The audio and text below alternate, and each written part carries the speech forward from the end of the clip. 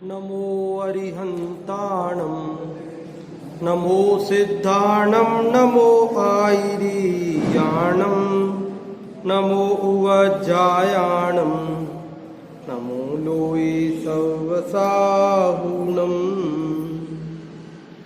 हे दुपद त्यागी मल्ल जिन मन मल्ल का मर्दन किया, एकांत पीड़ित जगत को अनिकांत का दर्शन दिया। तुमने बताया जगत को क्रमबद्ध है सब परिणमन।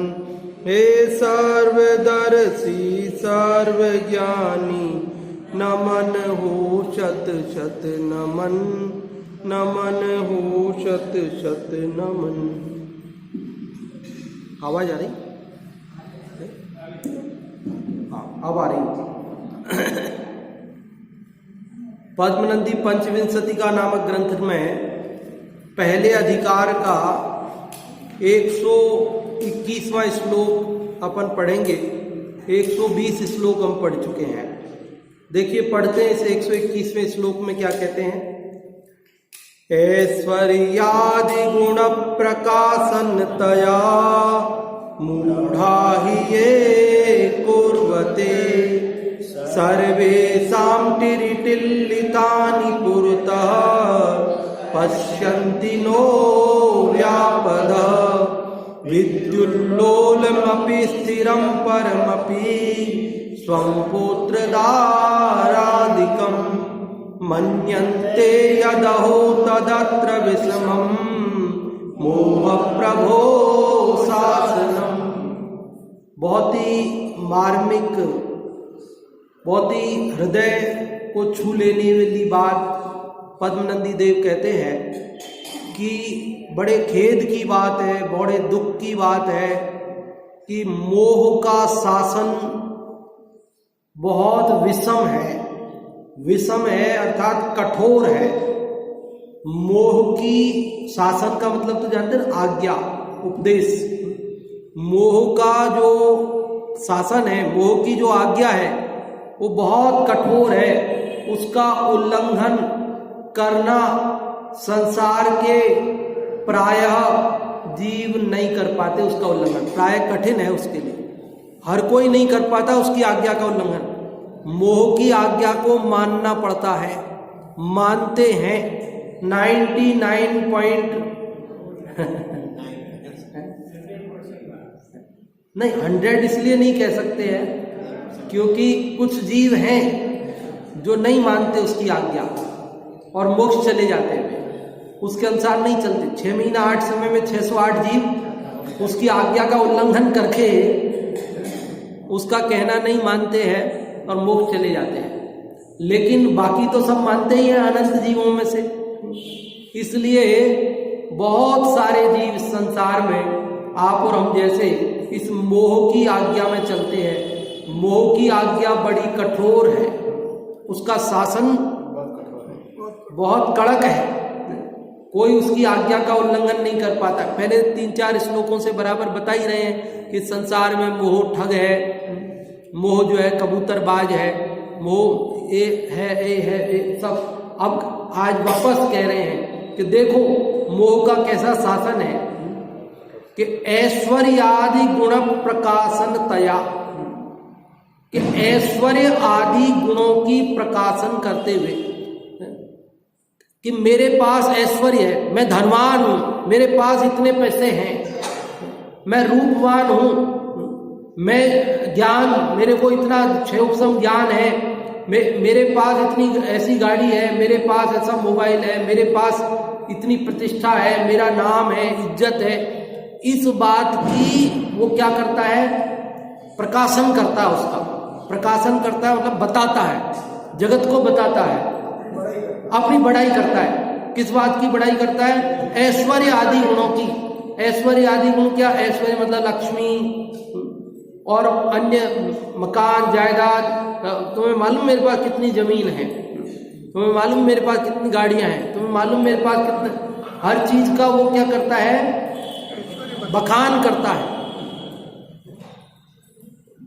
मुंह से कहता है, लिखकर बताता है, नाना प्रकार से अखबार में देकर बताता है, नाना प्रकार से वो अपने ऐश्वर्य आदि गुणों का क्या करता है, प्रकाशन करता है। मूर्ख व्यक्ति करता है ऐसा काम, अज्ञानी के काम है ये।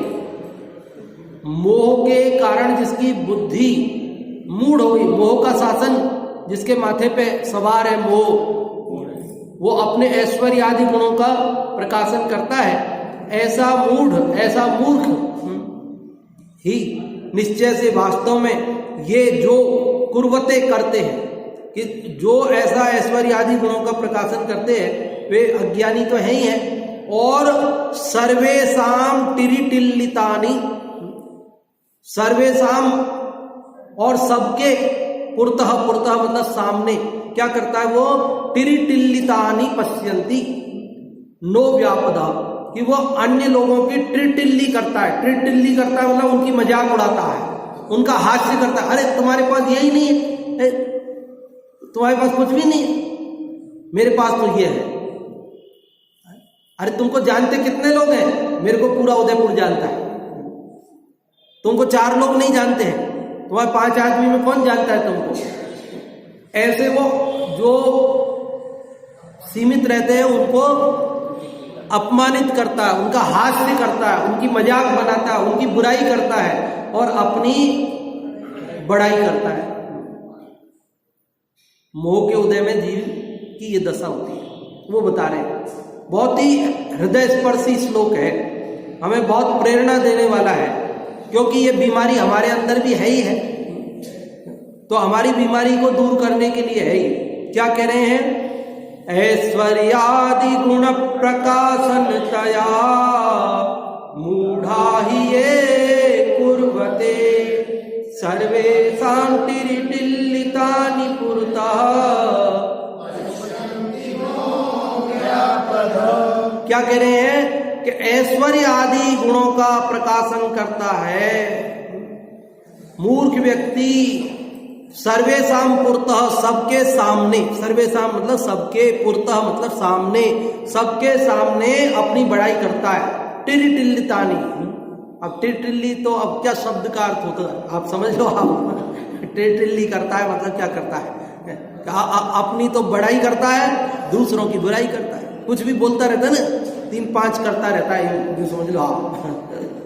कुछ भी करता रहता है, मर्जी आए जो बोलता रहता है, दूसरों की निंदा और अपनी प्रशंसा, दूसरों की मजाक, दूसरों का हास्य और अपना महिमा मंडन, ऐसा करता है। लेकिन करते हुए पश्यन्ति नो व्यापदः, पश्यन्ति नो व्यापदः क्या मतलब हुआ, पश्यन्ति मतलब देखता है, नो मतलब नहीं, व्यापदः मतलब व्यापक, विशेष आपत्तियां, विशेष आपत्तियां, आने वाली आपत्तियों को नहीं देखता है। क्या नहीं, बड़ाई कर रहा है, बड़ाई कर रहा है, और ये नहीं देख रहा है कि कल मेरी आयु पूरी हो जाएगी, यहां से मर के कहीं नरक में पड़ूंगा, कहीं कुत्ते बिल्ली के पेट में जाकर जन्म लूंगा, वो नहीं देखता है। आयु क्षणभंगुर है ना, या तो जीवन क्षणभंगुर है भैया। आज हम बड़ाई कर रहे हैं और वो बड़ाई कितने देर काम आएगी, कितनी देर बाद हम यहां से चले जाएंगे और फिर एक मान कसाय के कारण मर करके कहीं दुर्गतियों में चले जाएंगे, एक खबर नहीं, मतलब उस तरफ ध्यान नहीं देता। क्या कहा, पश्यन्ति नो व्यापदः। ये श्लोक मेरे को बहुत ज्यादा अपील किया, जब मैंने इसको 2-3 दिन पहले पढ़ा तो मेरे को ऐसा अपील किया कि अरे ये तो सब बीमारी अपने अंदर भी है भाई। ये सब बीमारी को तो अपने को दूर करना चाहिए, ऐसा लगता है ना। क्या क्या बीमारी है अपने अंदर कि अपन अपनी बड़ाई और दूसरों की बुराई, दूसरों की खिल्ली, मजाक, हास्य, उसको नीचा दिखाना, अपने को ऊंचा दिखाना, और ये नहीं देख पा रहे कि जीवन कितने दिन का है। हम जिस चीज के लिए इतराते हैं वो इतराना हमारा कितनी देर रहेगा। मेरा कुर्ता ज्यादा सफेद है, ये लेकर के मैं चलूं और अभी ऊपर से पक्षी बीट करेगा, फिर क्या होगा? 2 मिनट में ही तो घमंड चूर होने वाला है। जब मेरी गाड़ी बढ़िया है और आगे जाते ही एक्सीडेंट हो जाएगा, फिर क्या करोगे बताओ? मतलब मैं रूपवान हूं और एक पटाखा उछल के किसी का, अपन तो नहीं चला रहे पर कोई चलाने वाले का उछल के अपने ऊपर आ सकता है कि नहीं आ सकता है? और जल जाएंगे तब क्या होगा? उस रूप का क्या होगा जिस पर हम इतरा रहे हैं? अभी डॉक्टर कहेगा कि आपको तो कैंसर हो गया है, फिर कितने दिन रूप रहेगा ये? कितने दिन रहेगा ये रूप? मतलब हम हर चीज का जो अभिमान करते हैं, वो हमारा अभिमान कितनी देर रहेगा बताओ? क्या हमारा नाम सम्मान, और कल हम किसी भी गलत काम में पकड़े जाएंगे, झूठा सच्चा इल्जाम लगने में क्या देर लगती है? कोई गलत काम करने पे ही पकड़ा जाए ये कोई जरूरी थोड़ी है। गलत काम किए बिना भी कोई शक के तौर से कहीं पकड़ ले जाएगा और कल अखबार में आ जाएगी, तब क्या होगा?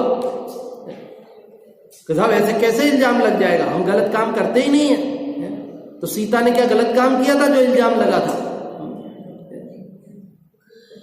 अंजना जी ने क्या गलत काम किया था जो उस पर इल्जाम लगा था? इल्जाम लगने के लिए गलत काम करना नहीं पड़ता। वो तो हमारे पूर्वबद्ध पाप का उदय हो तो अभी हम गलत काम नहीं करें तो भी इल्जाम लग जाता है, तो भी लग जाता है। क्या करें?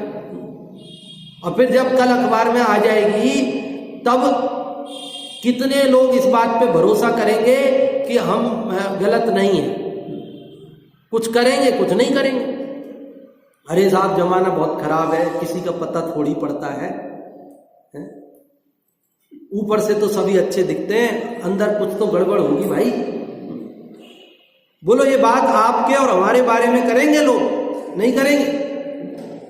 तो हमारे सम्मान जिस पर हम इतराते हैं, वो सम्मान हमारा कितनी देर टिकेगा? 1 सेकंड में जाएगा। इसलिए ये सब चीजें जगत की इतराने की नहीं है।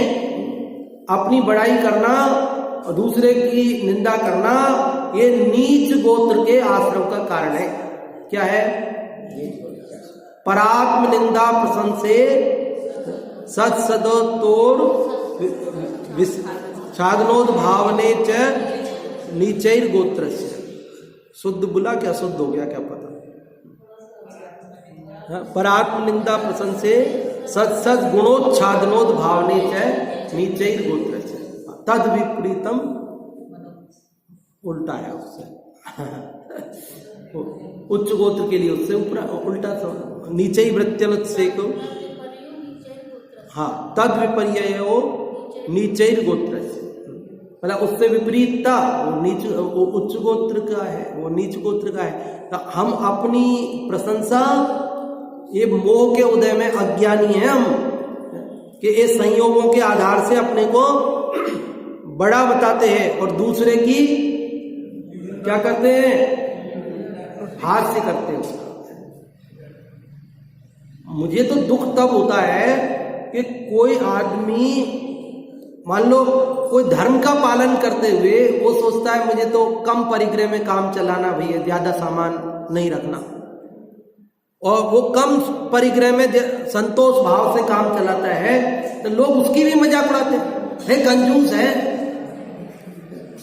घर में जरा सा सामान है, ज्यादा सामान ही नहीं रखता है। अरे भाई वो अपरिग्रह को थोड़ा जीवन में अपनाना चाह रहा है, इस भावना से वो कम सामान में काम चला रहा है।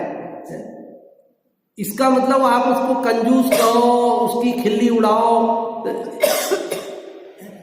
कोई वास्तव में कंजूसी के कारण करे तो वो जुदी बात है, पर कोई इस समझ से कि नहीं है भैया ज्यादा रख के क्या करना, अपने को परिग्रह पाप है, अपने कम में काम चलाओ। हाँ, उसका निर्णय दूसरा करने वाला कौन होगा? हाँ, दूसरे को क्या पता चलेगा बताओ? मैं कंजूस हूं या नहीं हूं ये तो मुझे पता चलेगा, दूसरे को क्या पता चलेगा? दूसरा बाहर से प्रवृत्ति देख करके वो कर लेता है। अब बाहर से क्या पता चलता? मतलब कोई आदमी इसलिए कि भैया हमने स्नानाष्टक पढ़ा है, पानी की एक बूंद में अनंत जीव है, हमें तो कम से कम पानी से काम चलाना। अब वो एक लोटे पानी से नहा लेता है पूरा, तो गंदा रहता है, 1 लीटर पानी में नहा लेता है, और तू 20 लीटर पानी ढुला करके अपने को,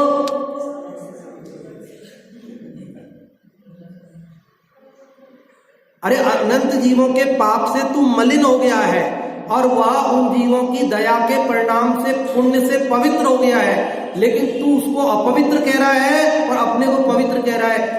ये तेरा कितना बड़ा अज्ञान है भाई। लेकिन ये जगत ऐसा ही है, जगत तो ऐसा ही है। वो ये सोचता है कि मैं कम हिंसा में काम चला लूं, और जगत कहता है कि ये कंजूस। जगत क्या कहेगा उसको?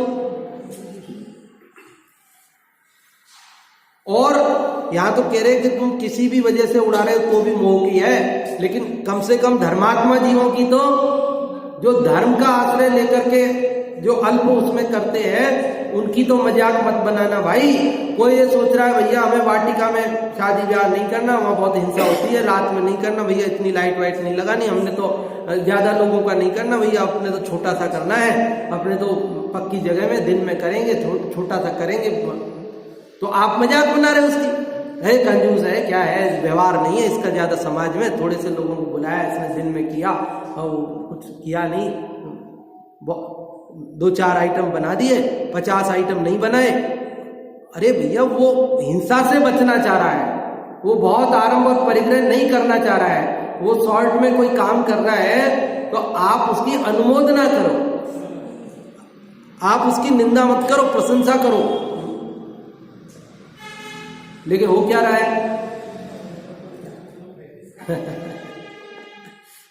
यार, बहुत ही मार्मिक श्लोक है, देखो अपनी बीमारी दूर करने वाला है। क्या कह रहे हैं? ऐश्वर्यादि गुण प्रकाशन तया मूढ़ा ही ये कुर्वते सर्वेषां तिरिटिल्लितानि पुरतः पश्यन्ति नो व्यापदा। ऐश्वर्य आदि गुणों का प्रकाशन करते हुए मूर्ख व्यक्ति सबके सामने टिल्ली करता है, मतलब अपनी प्रशंसा करता है, अन्य की निंदा करता है। पश्यन्ति नो व्यापदः, लेकिन आपत्ति को नहीं देखता है। इसके बदले में मैं नीच गोत्र का कर्म का बांध करके कहां चला जाऊं। पूजन की लाइन याद आती है इसको पढ़कर, भय त्यागी दूध बिलाव पीवे आपदा नहीं देखता। कि बिल्ली दूध पी रही है और ये नहीं सोच रही है कि अभी मालिक आएगा और डंडा मारेगा। दूध पीने से मतलब है डंडा पड़ेगा तो देखी जाएगी। अरे भैया डंडा पड़ जाएगा, मत पिए दूसरे का दूध। लेकिन मालिक आ जाए, डंडा मारे, तो भी गृद्धता ऐसी है कि पीना है। चूहे को पकड़ लेती है ना, कोई डंडा मारे तो भी छोड़ती। वो मकोड़ा होता है ना, मकोड़ा, चींटा, चींटी होती है, चींटी छोटी, उससे बड़ा होता है ना, क्या बोलते हो आप? काले रंग का ही, वो चींटी से बड़ा चींटा बोलते हैं हम तो उसको, मकोड़ा जो भी आप बोलते हैं, जानते ना। और चींटी तो जानते ही जानते। तो वो आपको काटे, कभी काटा आपको? उसने काटा, मेरे को काटा जैसे, तो उसको ऐसे हटा रहे हैं तो हट नहीं रहा, और ऐसे खींच करके निकाल रहे तो भी वो पकड़ नहीं छोड़ रहा। उसके 2 टुकड़े हो रहे, आधा हाथ में आ रहा है हमारे और आधा यहीं चिपका है। मतलब उसको यहाँ खून पीना है, उसको ये नहीं कि मैं मर जाऊंगा, मेरे शरीर के 2 खंड हो जाएंगे पर मेरे को पीना है, मैं मर जाऊंगा पर पीऊंगा। मतलब जूते पड़े 1000 तमाशा घुस के देखें वाली बात है। 1000 जूते पड़ेंगे लेकिन तमाशा तो देखना है। तो ऐसे जगत में वो 1000 जूतों की परवाह किए बिना तमाशा देखता है। शूटिंग होती है ना, हीरो हीरोइन आते, लोग देखने जाते और पुलिस को लाठी चार्ज करना पड़ता, भागो भागो तुम यहां से, अव्यवस्था हो रही है। नहीं, देखना है, शूटिंग देखना है। और शूटिंग देखने के लिए डंडे खाना पड़े तो खाएंगे, लेकिन शूटिंग देखना है। तो ऐसे जगत में अपनी बड़ाई, दूसरे की निंदा, हास्य उसका, और ये नहीं पता कि इस परिणाम से मरकर कहां जाएंगे। आपत्ति आएगी ना, संकट आएगा कि नहीं आएगा, बदले में दुख आएगा कि नहीं आएगा। इसलिए कह रहे हैं, क्या करें। और कैसी स्थिति है, विद्युतलोलमपि स्थिरम परमपि स्वं पुत्र दाराधिकम। विद्युत लोलम अपि, विद्युत मतलब बिजली, आकाश में चमकने वाली बिजली के समान, लोल, लोल मतलब चंचल, अपि मतलब भी। विद्युत लोलम अपि, बिजली के समान चंचल होने पर भी, स्थिरम, उनको क्या मानता है, ये भोग, ये स्त्री पुत्राधिक, ये संयोग, ये कैसे हैं। विद्युत लोलम, बिजली के समान चंचल। कौन सी बिजली, ये वाली नहीं, आपकी इन्वर्टर वाली, आकाश में चमकने वाली बिजली। पहले जब छोटे छोटे थे ना बचपन में, तब पहली बार जब मंदिर में स्वाध्याय में तो जाते थे, शुरू से ही ले जाते थे पिताजी, तो वहां जब आता था तो हम सोचते थे ये बिजली के जैसे चंचल, कह रहे बिजली तो जल रही आराम से, बिजली तो अभी घंटे भर से अब स्वाध्याय चल रहा है तो जल रही, कहां बंद हुई है, कहां चंचल है बिजली, तो ऐसा मन में लगता था। बाद में समझ में आया कि ये इस बिजली की बात नहीं चल रही है, वो जो आकाश में चमकती है ना वो भी, और ये भी कहाँ स्थिर है, कभी भी बंद हो जाती है। उदयपुर की बिजली तो गांव की तरह जाती है कभी भी चली जाती है। इन्वर्टर भी कभी भी धोखा दे देता है, लेकिन बादलों में चमकने वाली बिजली तो स्पष्ट सामने ही दिखती है कि बस ये चमकी और ये गई बस। तो विद्युत लोलम अपनी, बिजली के समान चंचल होने पर भी स्थिरम, क्या मानते हैं, स्थिर, स्थायी, परमानेंट। और परम अपि स्वम, परम अपि, परम अपि मतलब पराये होने पर भी, दूसरे होने पर भी, मेरे से भिन्न होने पर भी, स्वम मतलब अपने। पुत्र दाराधिकम, पुत्र दारा मतलब स्त्री, आदि को मन्यन्ते मानते हैं। समझ में आई बात। हम क्या करते हैं मोह के उदय में, कि पहली बात तो हम ये करते हैं कि अपनी बड़ाई करते हैं, दूसरों को की खिल्ली उड़ाते हैं और आने वाली आपत्ति को नहीं देखते हैं। दूसरी बात, हम ये स्त्री पुत्रादिक जो संयोग क्षणभंगुर हैं इनको स्थायी मान लेते हैं। तीसरी बात कि ये स्त्री पुत्रादिक कैसे, लेकिन हम इनको अपना मानते हैं। यद अहो तदत्र विषमम मोह प्रभो शासनम, यद जो अहो, अरे बड़े खेद की बात हो रही, दुख की बात है कि तदत्र विषमम, तद मतलब इसलिए, अत्र मतलब यहां, विषमम, विषमम मतलब विषम, कठोर, भयानक, मोह प्रभो शासनम, मोह प्रभु मतलब मोह राजा, मोह प्रभु मतलब मोह राजा की का शासन कैसा है, विषम है, कठोर है। इसकी आज्ञा का उल्लंघन सामान्य प्राणी नहीं कर पाते, कुछ विशिष्ट अल्प संसारी जीव ही, कुछ पुरुषार्थी जीव ही इसकी आज्ञा का उल्लंघन करके मोक्ष चले जाते हैं, और बाकी तो सब इसकी आज्ञा को मानने को मजबूर होते हैं। तो इसकी आज्ञा मान करके हम क्या कर रहे हैं, पहली बात क्या कर रहे हैं, ऐश्वर्य आदि का प्रकाशन करते हुए टिल्ली कर रहे हैं दूसरे के सामने, और क्या कर रहे हैं कि आने वाली आपत्ति को करिष्यामि करिष्यामि करिष्यामि इति चिंतया मरिष्यामि मरिष्यामि मरिष्यामि इति विस्मृतम। ये करना है, ये करना है, ये करना है, ये करना है, मरना है, मरना है, भूल ही गए। कितने दिन की जिंदगी है, कितनी आयु है, किसके लिए क्या कर रहे हैं हम, किसके लिए, अभी एक सेकंड का तो भरोसा नहीं है भरोसा। वो नेमिनाथ कॉलोनी में अभी पंच कल्याणक है ना, उसमें वो इंद्र बन गए थे या बनने वाले थे। 35 साल की उम्र थी, 35 ओनली, 35 साल की, और हार्ट अटैक से खत्म हो गए। साकरोदा के थे ना वो भाई, हाँ जसावल।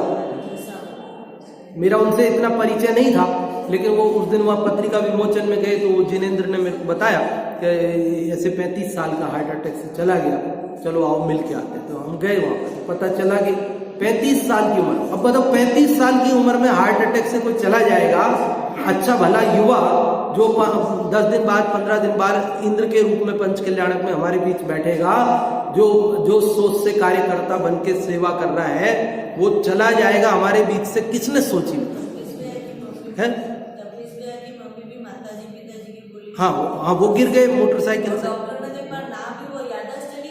हाँ याददाश्त चली, अब ठीक है ना। तो अब क्या पता लगता है, किसका क्या पता लगता है? अभी अपन दूसरे थोड़ी देर अपनी बात करेगा कोई,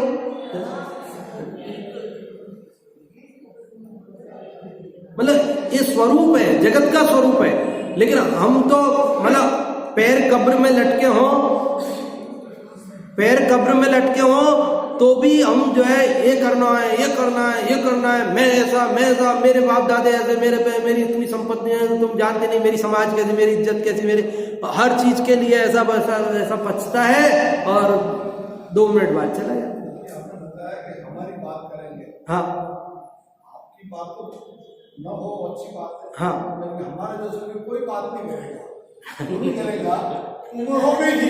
नहीं बाबू जी, ऐसा कुछ नहीं। नहीं, उम्र के बाद भी, और जगत का ऐसा ही है। हाँ उम्र हो गई थी, पूरी उम्र हो गई थी। हाँ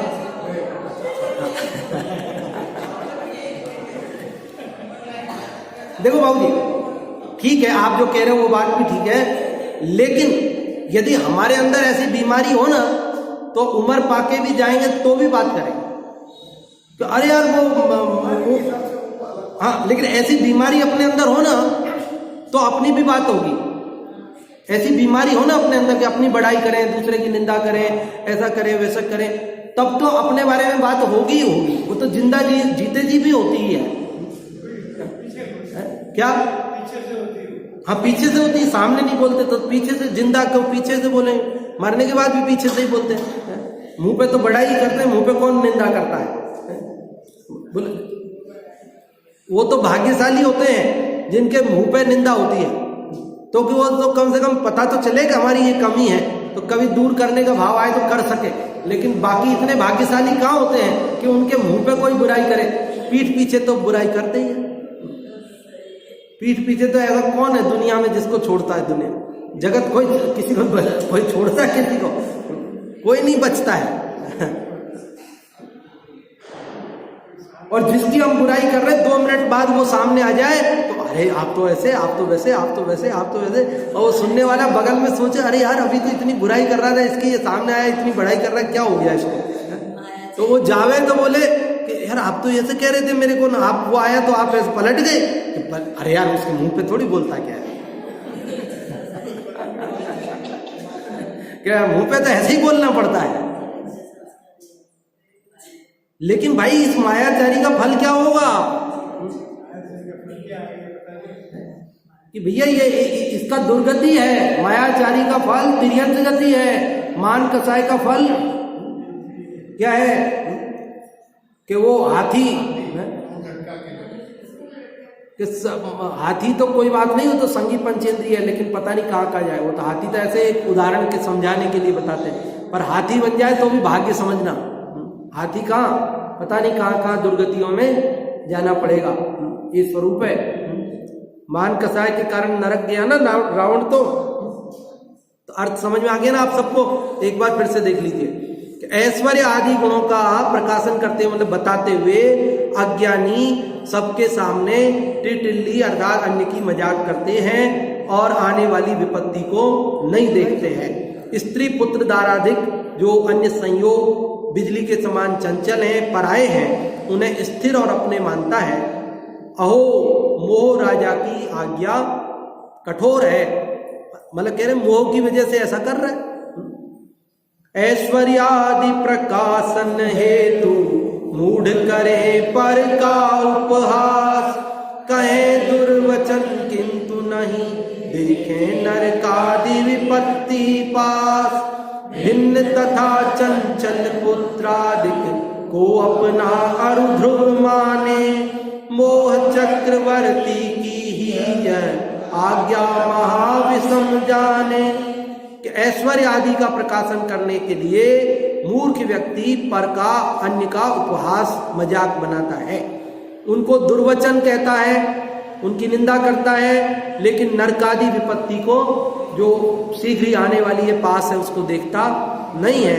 अपने से भिन्न और जो चंचल मतलब अस्थिर है, ऐसे पुत्र आदि को अपना मानता है और उन्हें ध्रुव मतलब स्थायी मानता है। मोह चक्रवर्ती राजा की यह आज्ञा ही है, मानो मोह का ही प्रभाव है जिसके कारण से वह ऐसा करता है। मैं लक्ष्मीवान हूं, मैं ज्ञानवान हूं इत्यादि अपने गुणों को मूढ़ पुरुष प्रकाशित करते हैं। समस्त पुरुषों के सामने नाना प्रकार की गालियों को बकते हैं, किंतु आने वाली नरकादि विपत्तियों पर कुछ भी ध्यान नहीं देते। बिजली के समान चंचल पुत्र स्त्री आदि को स्थिर मानते हैं और अपने से भिन्न होने पर भी उनको अपना मानते हैं। इसलिए आचार्य कहते हैं कि मोह चक्रवर्ती की आज्ञा बड़ी कठोर है।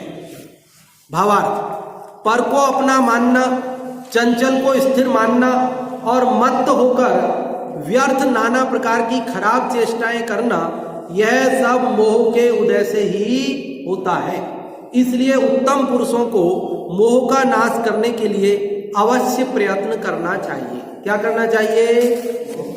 मोह का नाश करने का प्रयत्न करना चाहिए, क्योंकि मोह के उदय में जीव की ये दशा होती है कि वह अपना स्वरूप भूल जाता है। जो पराया है उसे अपना मान लेता है, जो क्षणभंगुर है उसे परमानेंट मान लेता है, जो दुख का कारण है उसे सुख का कारण मान लेता है और सुख का असली उपाय नहीं कर पाता है। इसलिए आप और हमको मोह के नाश का उपाय करना चाहिए। आप में से कौन बताएंगे इस 121वें श्लोक में जो अभी अपन ने चर्चा की, जो भी आपके समझ में आया आप लोग? हाँ, सुरेश जी भाई साहब।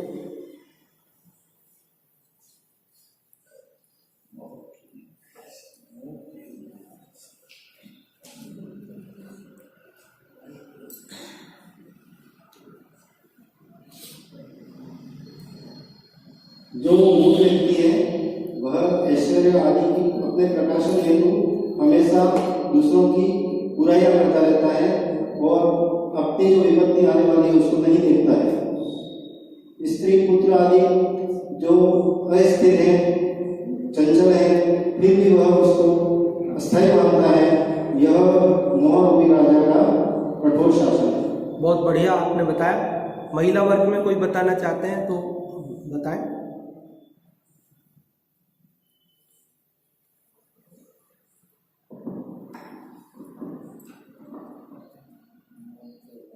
ऐश्वर्य आदि गुणों का प्रकाशन करते हुए मूर्ख व्यक्ति दूसरों की हमेशा खिल्ली उड़ाता रहता है और अपनी प्रशंसा करता है, तथा वह अपनी आगे आने वाली विपत्ति को नहीं देखता है। बिजली के समान जो पुत्र पत्नी आदि जो अस्थिर है उनको स्थिर मानता है और अपना मानता है। अहो, यह मोह की आज्ञा अत्यंत ही विपरीत है, विषम है। हाँ, बहुत अच्छा आपने बताया। और भी कोई बताना चाहते हो आप लोगों में तो बता सकते हैं। हाँ जी, वो पीछे बता रहे हैं।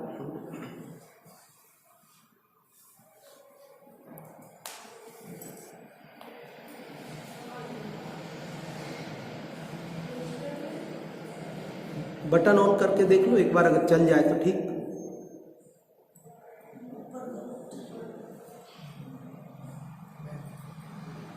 ऐश्वर्य आदि गुण का प्रकाशन करते हुए मूर्ख व्यक्ति दूसरों की खिल्ली उड़ाता है, मजाक उड़ाता है और अपने आगे आगे विपत्ति को नहीं देखता है। और जो बिजली के समान चंचल पुत्र आदि है उनको अपना मानता है और अहो, यह मोह का ही शासन। हाँ, बहुत अच्छा ममता जी आपने बताया। और कोई बताना चाहते हो? हाँ जी।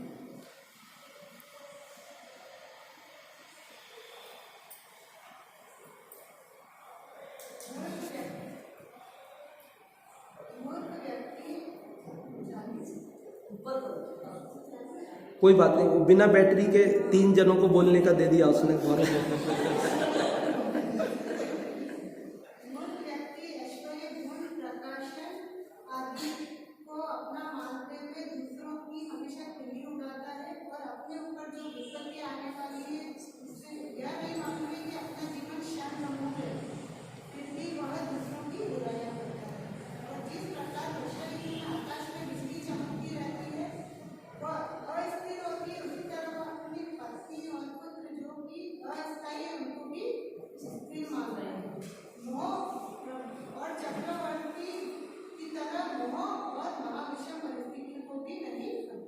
हाँ, बहुत अच्छा। अब मोह का शासन कठिन है, इसका मतलब अपन तोड़ नहीं सकते, उसकी आज्ञा उल्लंघन नहीं कर सकते, ऐसा नहीं समझना। अनंत जीवों ने उसकी आज्ञा का उल्लंघन करके सिद्ध गति प्राप्त की है ना। तो विषम तो इसलिए कहा है कि बहे जा रहे हैं, बहे जा रहे हैं, बहे जा रहे हैं अनादि से। लेकिन कोई जीव पुरुषार्थ करे तो कुछ नहीं, वो चला जाता है, ऐसा कुछ नहीं, मोह टूट जाता है। ये और चर्चा अपन आगे करेंगे, आगे श्लोकों में।